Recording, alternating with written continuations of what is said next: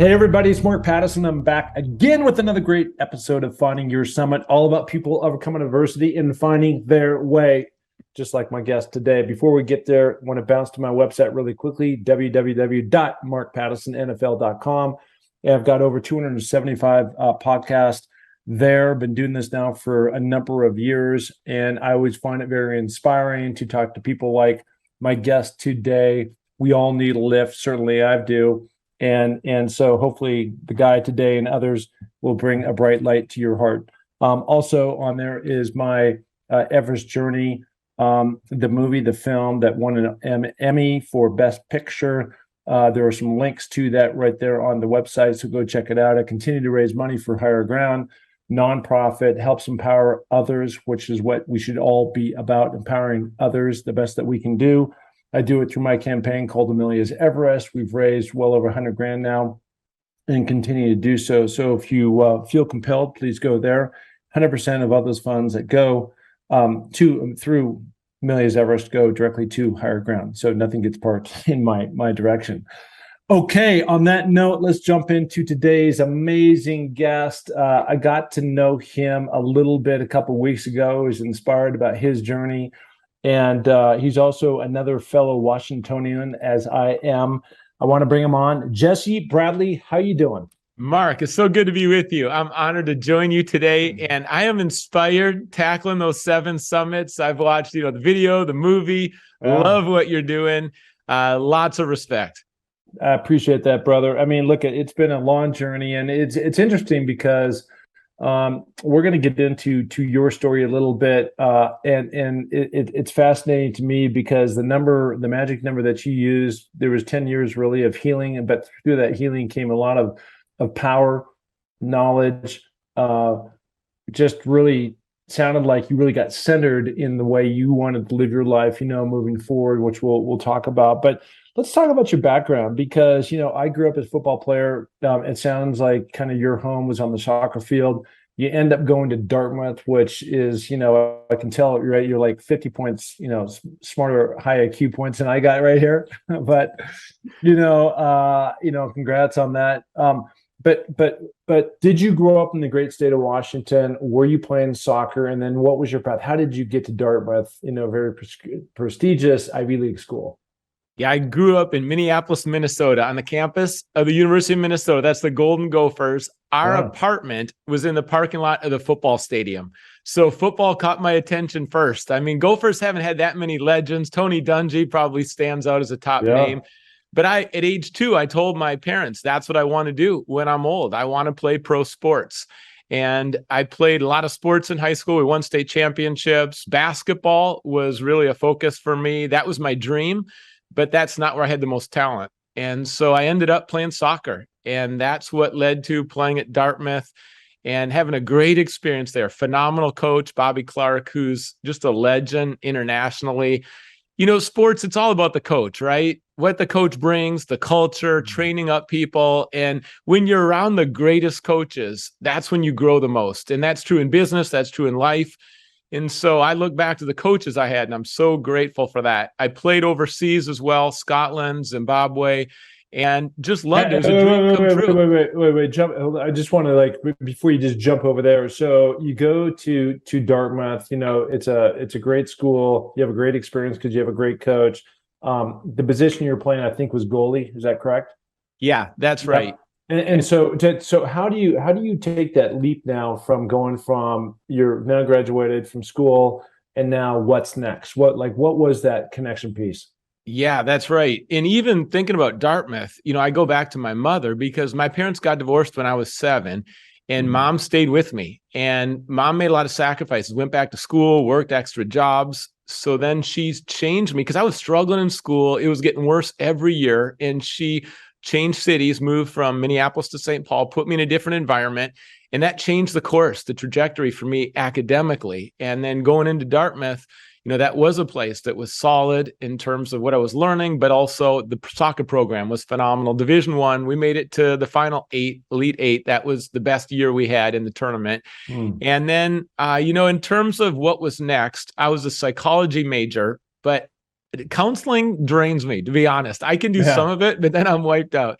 And I didn't want to go into teaching, and I didn't know what I would do beyond sports. I figured as a goalkeeper, I could probably play till I'm about 40. And my plan leaving college, even though a lot of people were going to Boston, New York, the corporate world, I knew the dream was always to play sports. And sometimes we have dreams in our hearts that are there, and they're in our minds, and they've been there for many years. I mean, I would go to sleep with a soccer ball in bed. Everything was the dream. And when it came true, it was amazing.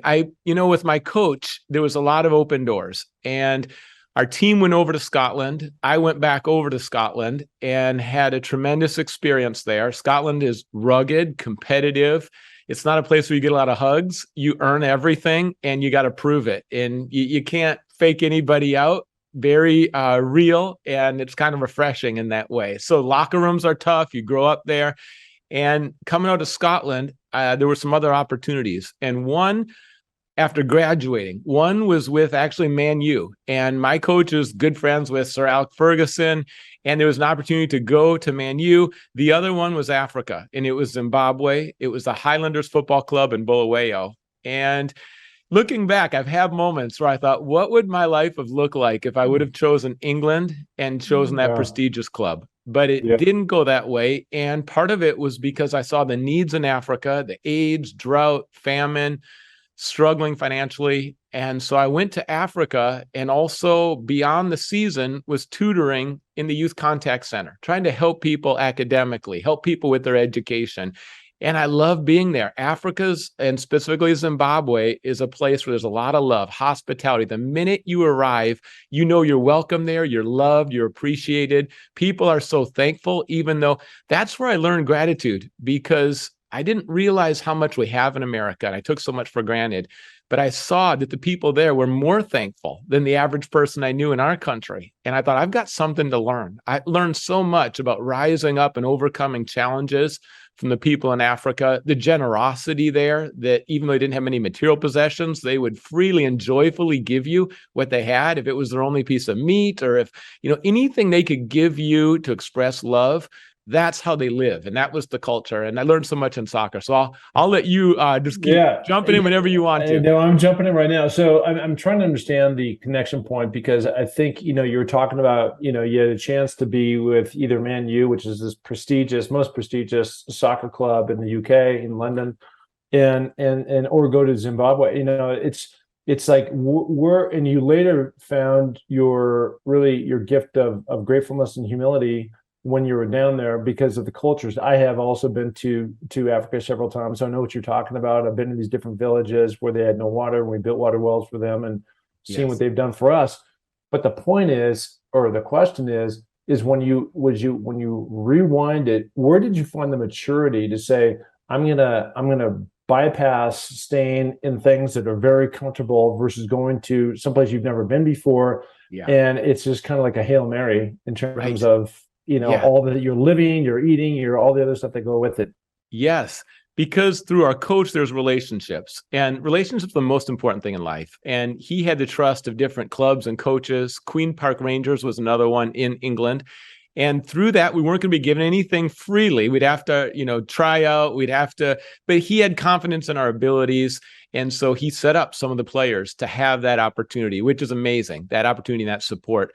In terms of going off the road a little bit and going down to Africa instead, there were some people at the time who thought this is dangerous. And so that's one piece to consider, but we went forward anyways. And I went with Tommy Clark, who was my 4 years, my roommate and just best friend in college. And then also there's times in life where there's a certain usual progression, and you have this in every career. Well, the next step's here, the next step's there. Now I'm a pastor, and there was one opportunity to go lead a church of a couple thousand in Pennsylvania, but I chose a church of a couple hundred in California. And what I'm saying is there's times in life where you go not just the usual, what everyone tells you to do, but you go because there's a sense of purpose, there's a sense of joy, there's a connection with the people. And for me, when I pray about it too, that's another thing, is like, all right, what's the sense, as best as I can tell, that this is the next right decision. And I really had that confirmation going to Africa. England was a little more similar to Scotland. I was also ready for something different. Yeah. And it was just exciting to be there. It was an amazing experience. That's great. That's great. That was the good news. So now let's turn to something that sets you back a little bit. So you do what you think you're doing. Well, first of all, let me reset this. So I've been down, I've climbed Kilimanjaro a couple of times, and when I've gone down to Tanzania, before you go, you have to take all these shots. One of them is malaria and that type of thing.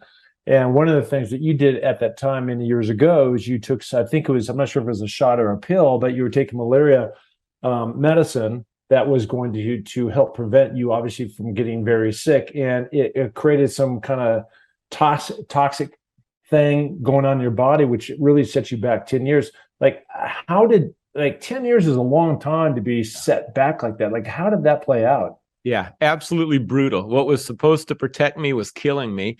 And it was a prescribed medication, weekly, a pill, Lariam, quinine based, and it was to protect me from malaria. But after a season, it built up toxic levels in my system. And initially, the doctors there didn't know the cause, and they sent me back to America because they saw my health was declining rapidly.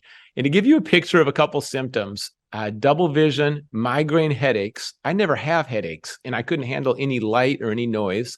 And the most scary was with my heart. My actual physical heart would start to beat 160 beats a minute sitting still. That's tachycardia, racing heart rate. Also atrial flutter, abnormality, skip beats. It just couldn't keep a rhythm, couldn't regulate it. And there was pain in the left side of my chest day and night. In addition to that, there's all the psychological side effects. I started to have panic attacks, waves of depression. It was like I lost control, and athletes like to know their mind and their body. And, I felt really comfortable in my mind and my body. And it felt like there was this foreign invasion that completely took over, and my emotional equilibrium was off. My temperatures were off, sweats and chills. And I flew back to America. We paid out of pocket, went to Stanford. The physician there listed 10 possible ways that I'm getting sick, 10 different causes. And one of them was side effects of medication. He's the first doctor who ever warned or identified it as a possibility. And I'll tell you, at that moment, I knew inside that that was the cause. Now, I made a decision. It was a huge decision. I think it's the reason I'm here today, is because I stopped taking the medication. It's prescribed for a month after you return. Malaria can be latent. And every physician told me, keep taking the medication because you can't get malaria on top of how sick you are, or else you're going to die. Yeah. And again, one of those quiet, you listen to that quiet voice, and I prayed, and I just knew it's the medication. And I made the decision against so many people's advice that I'm not going to take anymore. And we had my blood sent to the Center of Disease Control. Well, they sent it back weeks later, confirmed there were toxic levels of the medication already in my system. And I wouldn't be here today if I didn't make that decision. There's times in life where you have to make split-second decisions. Like when you're climbing those mountains, right? You got to make split-second decisions about the weather, and do we keep going? Do we not? And those decisions right there, that's where, I just ask for wisdom when I pray. You want to get good advice. Doctors give good advice a lot of times, but I look back, I'm so thankful to be alive today. I was fighting for my life for a year. The most threatening was with my heart. And literally there was a monitor on my heart all the time. And any walking, it would go up to 120 beats a minute. I couldn't control it. The rhythms, there was nothing that doctors could do. The cardiologist couldn't give me any medications on top of it, because they didn't know how it would interact with the medication already. This drug inhibits the inhibitors of your heart, so the heart can't regulate itself. And I would just go through these storms. And it's just terrifying when your heart is beating out of your chest and you can't stop that. You just got to wait till the episode stops, and you don't know if you're going to make it or not. And I lived in that for a year, literally, not to mention everything else that was going on. Now, were you back? Were you in the States, or were you back in Africa? Yeah, I moved back to the States, and this happened. I moved back in my parents' house. It was humble pie. My heart goes out to your daughter, because I saw with some of the seizures and everything she's gone through and has gone through. And I can relate, because typically you think your 20s is you're traveling the world, you're making all these friends, you're establishing this career. And when it shifts and life's going one way, and all of a sudden life isn't going that way anymore, it's like a testing to your core. And what happened on many levels for me were shifts that were positive. I don't think they would have happened if I didn't go through this. But I believe that the greatest things in life can happen coming out of the worst experiences. Mm. And there's a hope that's greater than our challenges. And really the question I wrestled with is, who am I? Who am I without, an Ivy League college, without my friends, without a career, without my health, with not really being in my right mind? Like, who am I? And what I really clicked in for me is that I've been living my life with a performance-based identity. And that can work to a degree, because if you have success, you can feel good about it. But a performance-based identity is really a roller coaster ride of feeling inflated and deflated and pride and shame. And what do you do when you don't have anything to fix or get better at or perform? And there was going to be no fast forward through this year. I was just sitting in it, right? And where do you start when you get eaten elephant? So I had to find a new identity. Identity is like an anchor. You drop it somewhere. And I have had to find a new place to drop it. And what I realized is that I'm loved, and it's going to be there in love. God's love is the greatest love of my life. People around me love me. It's not going to be in anything performance-based. And that right there started to give me a freedom and started to open up some new doors. Another one, I'll give you a glimpse. In my family, when tough times come, you don't cry, you don't have a pity party. It's kind of you white knuckle, you try harder, you do better, and you improve and learn. Again, there was no way just to apply that. That's a great quality. I'll tell you, perseverance, determination, and persistence. I commend people who have it. It's important, but it wasn't going to get me through this. And what I had to shift and start to let people into my pain and open up my heart in some new ways. I was more of the mindset, like, I'm fine, I'm good. You don't need to ask, I'm going to make it through this. Let's not talk about it. But that doesn't really bring the deepest healing. And I say a lot of times there's no healing until the revealing. And I had to get more honest and lay out some stuff. And what I found is that people will actually still care for me. They won't think less of me. Even God wants to be in there. I had a view of God that he's only interested in my success. And it was like, I didn't know how to connect with God on that level. And I started to pour out my heart to people, cry with people, let people in. And that was massive. So these things, that they're not small. I started to give thanks 10 times every day. 10 things I would identify. Could be a hot shower, could be a blueberry muffin, could be a hug from my dad, but I would list 10 every day so I wouldn't be consumed with what I lost. I would remember what I still have. And I started. Let me just jump in here, okay? Because you're throwing out a lot, and I just want to unpack things, okay? Right on. So one of the things that when you're talking, that came to mind is that this happens so often to athletes. Number one, yeah. Number two, since I'm in the NFL community, there's so many of these other guys that I've known over time that, and they're still doing it. Where 40, 50 years later, they're still hung up on what they did 40, 50 years ago, right? Yes. So they hadn't made that transition, that period of time. Mm-hmm. And there's a moment of loss that you have to go through. You also find this in the military. I've got a good friend, Nate Boyer, who just is coming out with this film right now. And it wraps a lot around the identity of what's next when you come out, and the military just kind of like leaves you at on the corner street and says good luck, right? Mm-hmm. A little bit like the NFL used to do. They do a lot better job now. Yeah. And so I can really identify with some of the things that you're talking about. And when you take that focus off yourself, and it is important to pray. It is important to have hope. It is important to be grateful and say thank yous to 10 different things every day. Mm-hmm. But along with that takes action. And sometimes that what goes along with that, I think, is stepping into the fear mm-hmm. and going after something that you don't know that you're capable of, or maybe you're fearful of. But it's just one of those things that, to make progress in life and to feel like you have a purpose again, you do have to put yourself out there. Such a good point. So well said. Because there's nothing like, an experience, and it, when you're in a stadium, the big game, the team, the locker room, the camaraderie, everything that goes with professional sports. You just can't step into another career and have all that. And there's a grieving. And I hate grieving. I was fighting against grieving. I didn't want a minute of grieving. And yet, if you don't grieve, a lot of times you don't work through it. And I didn't have a plan. I didn't know. Well, I didn't even know if I was going to live, but I didn't have a backup career. I hadn't been training on the side for a bunch of seasons, or I wasn't ready to step into business or something like that. So I was really clueless as far as what is my life even going to look like? Doctors had no answer. And my recovery was so gradual.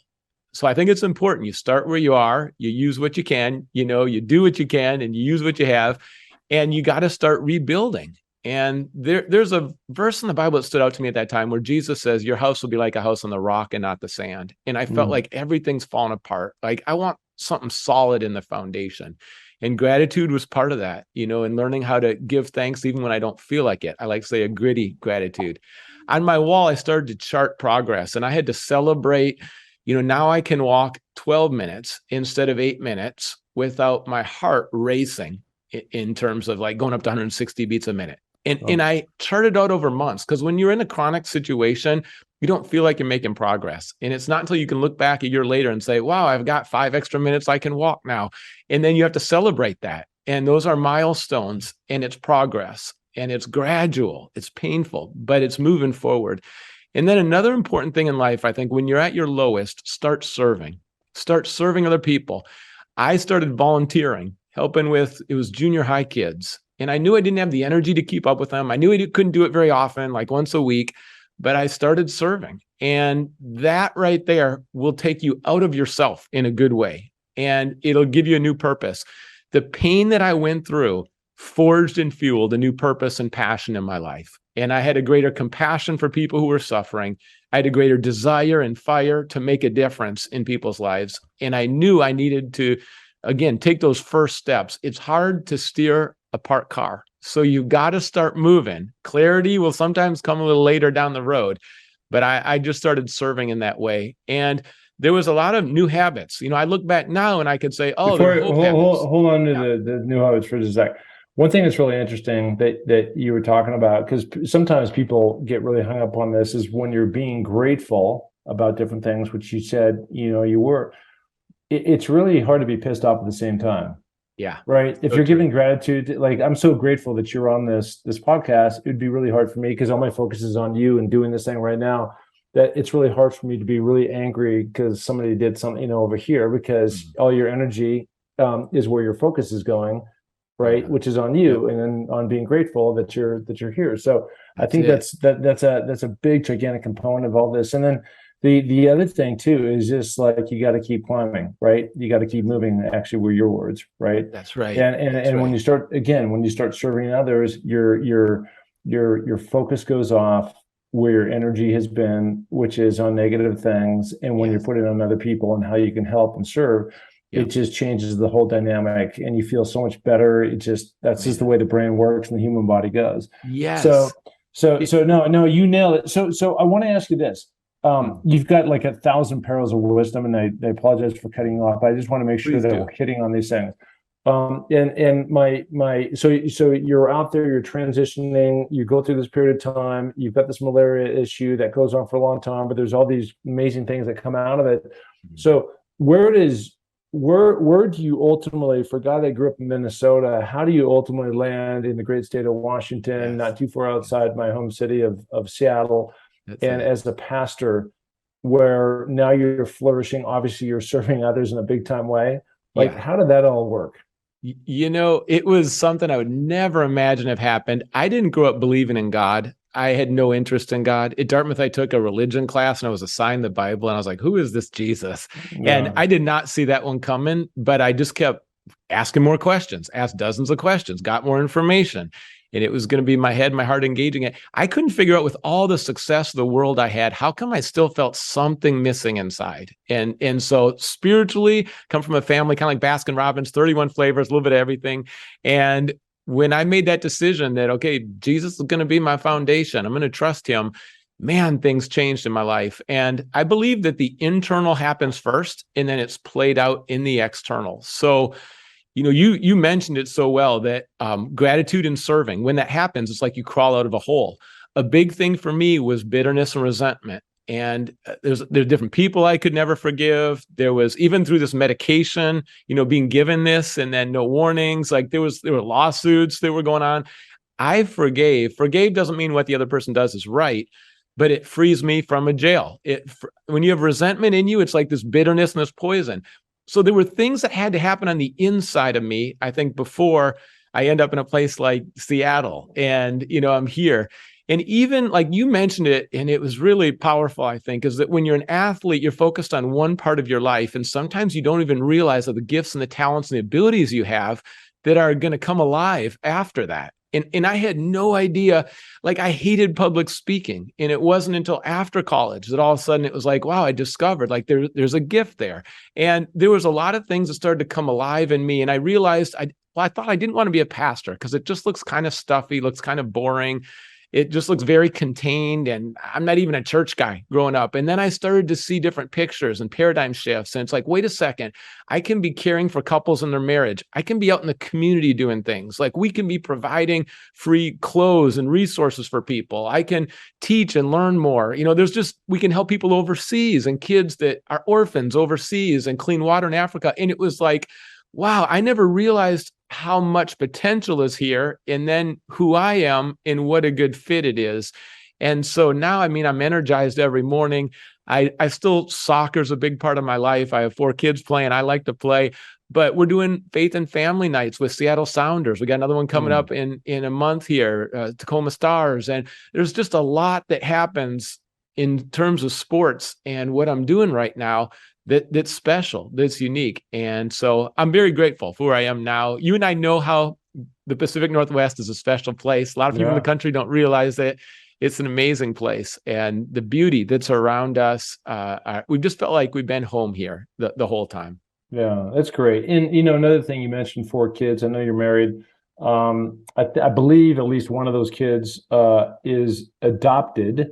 And when somebody takes that on, that's a big lift. And not saying that's a negative experience, but it's a big lift. They're not your kids, and now everything is different, and you have to integrate that into your existing family.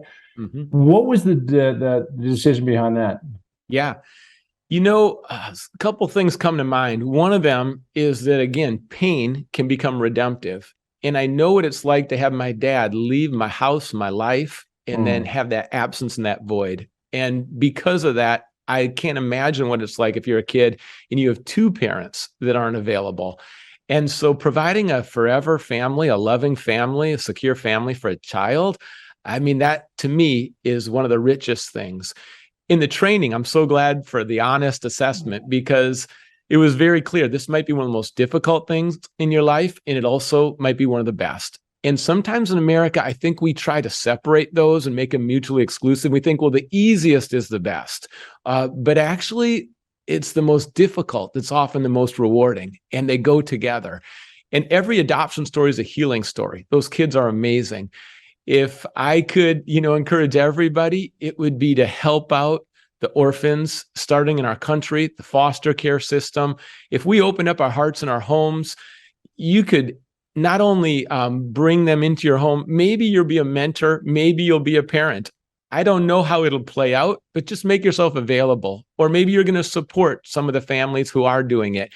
We don't need a foster care system. This can be gone in a couple years if people step up. And I love our son. He's been an amazing addition to the family. And, he's just as important to me as any of the other kids. And our family, I feel like, is just so much more full with him. And so it's not necessarily an easy thing. One of the hardest decisions, and again, I'm going to be honest here, is that once you qualify to adopt, then the social worker starts to bring different children to you saying, do you want to move forward with this one?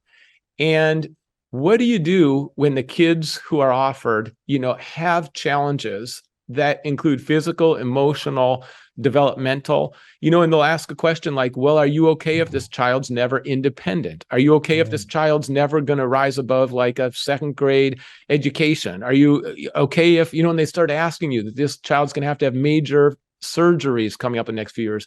And I'll tell you what breaks my heart is that, there's kids that they'll bring to you, they'll say, this child's 2 years old and has been raped many times. You're just like, oh, you just feel sick, and it's like, and when those realities, it's like, well, how can we help more? We're doing something right now to bring clean water to kids in Africa. It's because I've been to Africa and I've seen the drought and I've seen the poverty. And it's like, I just want to encourage people today, if you've seen something difficult or you're hearing about a need and it stirs your heart and you can do something about it, Don't put your head in the sand. Don't retreat or be passive, but instead, like whatever that is that has your name on it, like go towards it. Like I love that about first responders. Everyone else is moving away. They're going towards it. And I think collectively we need to move towards some solutions. We can't just wait until this person takes care of it or someone with more money takes care of it or someone in government takes care of it. Like we need to step up in our own neighborhoods and start to do it right and love one another well and unite and break through some cultural norms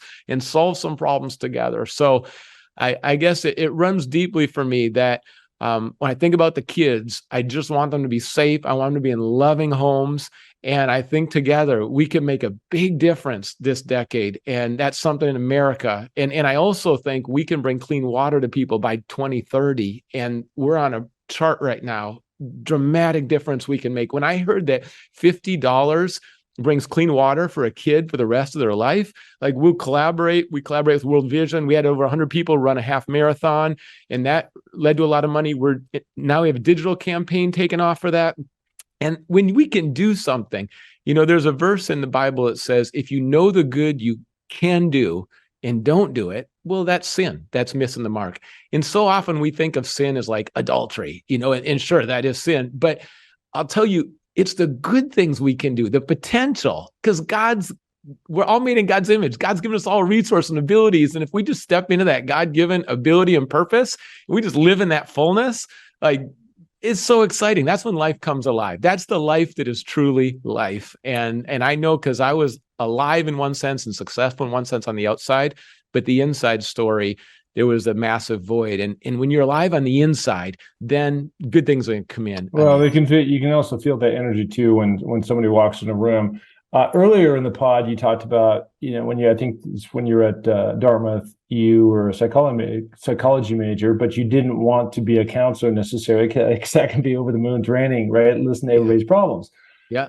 I believe, I don't know because I'm not a pastor, but it seems like when you have a church, you have a lot of people have a lot of problems, and they want to come talk to their pastor, right? Yeah. So it's kind of interesting how full circle, that's kind of come back around. I'm sure it's very life fulfilling for you to be in that space. Yeah. But at the same time, you are kind of going back to where you started in a sense of now you're trying to give people advice and counseling about their path forward. And certainly you're tapping into some of your experiences about that. But, have you found that overwhelming, or have you found that just like it's the right combination? Right on. There's a couple ways you can do it. And the longer I've been in it, and you probably feel the same way, Mark, is that it's about partnerships, collaboration, and empowering people. And for anyone listening in your business or organization, nonprofit, in those settings, so often it is the 10 or 20% of the people that are doing all the heavy lifting. And the longer I'm doing it, I find that my role is to empower and equip other people. I don't just want to be a doer. I want to be a developer. And yes, you can get burned out being a pastor in 3 months because of all the needs. And it's intense because it's physical, emotional, it's relational, and it's spiritual, all these different things. But I'm grateful for our team, and I'm grateful for the culture, because the culture is how can we train, encourage, and empower more people and not threatened by that. Like we want to see everyone come to life. And I feel a little bit like a goalkeeper in some ways. Goalkeepers in that position, they see the big picture. They have the best view of the field, and they communicate and they try to set people up for success. And they're very aware of the whole team. And so I'm in that position often as a pastor right now. And, the other thing, this is daily for me, but it's something I learned in that recovery from Africa, is that the battle's really primarily between my ears, and it's a battle of the mind. And the first thought that comes in, psychologists say we have over 6,000 thoughts a day. And those first thoughts are sometimes destructive, selfish, right? They're not always positive or wise. And you don't have to harbor, believe, and entertain that thought. You can replace it intentionally. And I call it the power of the second thought. And it's a second thought that's true, that's noble, that's directional. And what I'm doing during the day to maintain mental health and overall organizational health is it starts in my own mind. And when those thoughts that are coming in at first that aren't good, I'm replacing them all day. And I feel like as a goalkeeper, I was always protecting the net from shots that were going in. And my role is to keep those out. And so now that same kind of skill and approach, it's internally, and it's with my thoughts, because as your thought life goes, so will your life go as well. Yeah, no, I love that. I love that. I tell you, you have been on Good Morning America, GMA, correct? Yeah, that's right. Yeah, and so would you consider this more of a highlight than being on GMA? I love it, man. I'm so curious about more of your life because I just don't meet many people who played in the NFL. Yeah, I see the causes you're behind, and then the mm, podcast, Climbing the Seven Summits. I don't even yeah, know what you're doing in Sports Illustrated. I know your title, yeah, but I feel like you're someone, you have a big vision and you go yeah. hard after it. And I like to lock arms. I respect people that do that because the sad part is to leave points on the field, right? In life. And I just feel like your approach is like you're not going to leave anything on the field, like you're going for it. And climbing those mountains, the view from up there, I mean, not many people have had those views. You've climbed the Mm, highest peaks and yeah. summits. And so I feel like God's given you a lot of gifts. God, Mm. you also have like maximized your potential in many areas, and you're able to see things that a lot of people don't see. So, I mean, we just in the end of my day is I just want to be faithful. I don't want to feel like I wasted my time and my energy. And I feel like in some ways the problems in the world are more obvious than ever before, or they're pretty blatant. It's not passive now. We need some major turnarounds in a number of areas. And I just want to be part of those solutions. I want to work with people who are philanthropic. I want to, get creative on what maybe we've never done it before. But I feel like this is a time where between the internet, podcasts like this, I mean, it amazes me. We can have a conversation across Zoom, and let's say 20,000 people listen to it. Like, Mark, you're only going to see like 10% of the impact of your podcast. So Mm. whether it's Good Morning America or this, we live in a time where it's like the start of the printing press. The tools at our fingertips right now and the platforms are amazing. So keep doing what you're doing. I mean, I'm honored to be, you've had hundreds of guests and phenomenal conversations. I've been checking it out this week. And so this is a joy to be with you and just to kind of dream together. No, I appreciate that. I do have more things coming down the road that I'm going to be launching here pretty soon. And it's just another iteration. I really feel like I turned 60 years old. And I can't believe I'm even saying that number, but I really feel like right now in my life, it's time to accelerate and Yes. go and Yes. not, peel back and go play golf. Not that would be a bad thing to do, but it's just Yep. not my path, right? We all That's have right. our own journey. Hey, Jesse, where can people find you? Because you've got Yeah. some just great messages and you're inspirational, great energy. Where can people find you? Appreciate that. We just put up a new website, hopehabits.org, and there's free content on there. There's 30 videos in this series on marriage. And there's also a 7-day hope challenge. Again, practical stuff, and it's all free. All the content's free. And then on social media at Jesse J. Bradley. And if you got creative ideas, you want to collaborate, just, reach out and love to hear from you, hear your story, and see how we can work together. Love it. Love it. Okay, buddy. Listen, thank you very much for coming on. You've definitely been a bright light in my day to kick things off just after Labor Day in September, kicking off in the fall season of football and soccer and all kinds of different stuff. So appreciate you. Thank you for coming on. Mark, thank you so much. And also, I just say, don't let your age stop you. Like, your next decade is going to be amazing. And it's not only what you're doing, but it's the hundreds and thousands of people you're inspiring. And that's a legacy. That's a strong legacy. So thanks so much for connecting today. I appreciate it. Okay, there he is, the one, the only Jesse Bradley. Thank you.